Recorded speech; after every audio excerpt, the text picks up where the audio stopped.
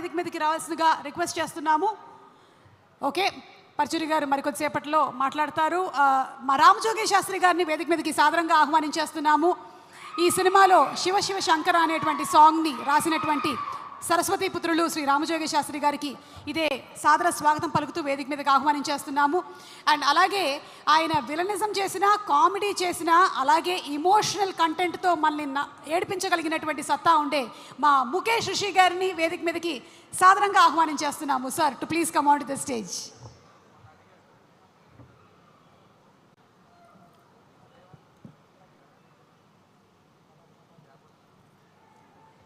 ఆయన నడిచి వస్తూ ఉంటేనే నాకు పౌరాణికంలోనే ఒక్కొక్క పాత్ర కదిలి వస్తున్నట్టుగా కనిపిస్తుంది. ఆయన చేసినటువంటి ఎన్నో పాత్రలు మహాభారతంలో కూడా. అండ్ రామజోగి శాస్త్రి గారు టు ప్లీజ్ స్పీక్.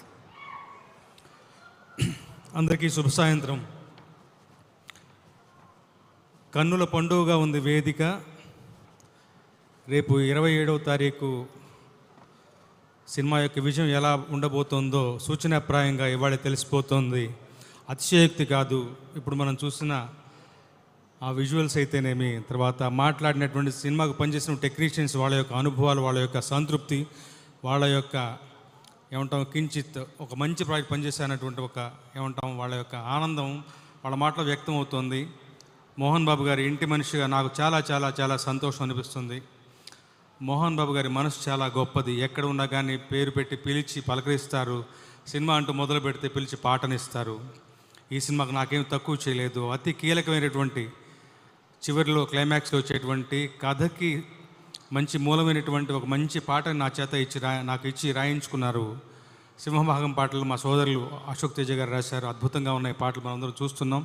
ఈ పాటకి రిలీజ్ అయినటువంటి ఆడియో స్టీఫెన్ దేవాసి గారు అద్భుతమైన మ్యూజిషియన్, అలాగే మణిశర్మ గారు కూడా ఒక పాటను స్వరపరిచారు. సినిమా ఆడియో సంగతి అలా ఉంచితే గొప్పగా తయారైందన్న విషయం మనందరికీ ఈ పాటికి అర్థమైపోయింది. ఇవాళ రోజునటువంటి గ్రాఫిక్స్ టెక్నాలజీని వాడుకొని రకరకాల కథలు చెప్పొచ్చు, గొప్ప గొప్ప సినిమాలు ఏమంటాం విజువల్ వండర్స్ తీయచ్చు. కానీ వాటన్నిటిని పక్కన పెట్టి మనదైనటువంటి ఒక కథని చెప్పాలని నిర్ణయించుకోవడం, అది ఒక భక్తి తత్వం ఉన్నటువంటి ఒక కథని, మన గడ్డ మీద నడిచినటువంటి గొప్ప జానపదాన్ని, ఒక పురాణ కథని తీసుకుని ప్రపంచం మొత్తానికి తెలియజెప్పాలన్నటువంటి మోహన్ బాబు గారు, విష్ణు గారి సంకల్ప బలం చాలా గొప్పది. ఎక్కువ మాట్లాడను. ఆ సంకల్ప బలం వల్లనే ప్రభాస్ గారి దగ్గర నుంచి, అక్షయ్ కుమార్ గారి దగ్గర నుంచి, మోహన్ లాల్ గారి దగ్గర నుంచి గొప్ప గొప్ప స్టార్ కాస్ట్, మంచి మంచి టెక్నీషియన్స్ అందరూ వచ్చి జతగూడి ఈ ప్రాజెక్టుకు తమదైనటువంటి ఒక సహకారాన్ని అందించారు. అందువల్లనే ప్రాజెక్ట్ గొప్పగా తీర్చిదిద్దబడింది. అలాగే రచయితలు కూడా అందరూ, ఆకేళ్ల ప్రసాద్ గారు, ఆకేళ్ల శివప్రసాద్ గారు, తోట ప్రసాద్ గారు, బివిఎస్ రవి గారు, అందరూ కూడా ముఖ్యంగా ఆయన యొక్క ట్రాక్ రికార్డ్ చూసి ఎంచుకున్నారు ముఖేష్ గారిని. ఆయన మహాభారతం సీరియల్ తీసిన మనిషి, పురాణాల మీద మంచి పట్టున్నవాడు. ఆయన తీత నచ్చి ఆయన పెట్టుకున్నారు. మొట్టమొదటిసారిగా ఆయన తెలుగులో మనకు డైరెక్ట్ చేస్తున్నారు. గొప్పదైనటువంటి సినిమా మన కళ్ళ ముందుకు రాబోతుంది, ఆవిష్కృతం అవబోతుంది మరి కొద్ది రోజుల్లోనే. ఈ ప్రాజెక్ట్ ద్వారా అద్భుతమైనటువంటి ఒక విజయం, గొప్పదైనటువంటి ఏమంటాం రాబడి, మరిన్ని మంచి సినిమాలు తీయడానికి మా మోహన్ బాబు గారికి, విష్ణు గారికి శక్తియుక్తులు సమకూరాలి.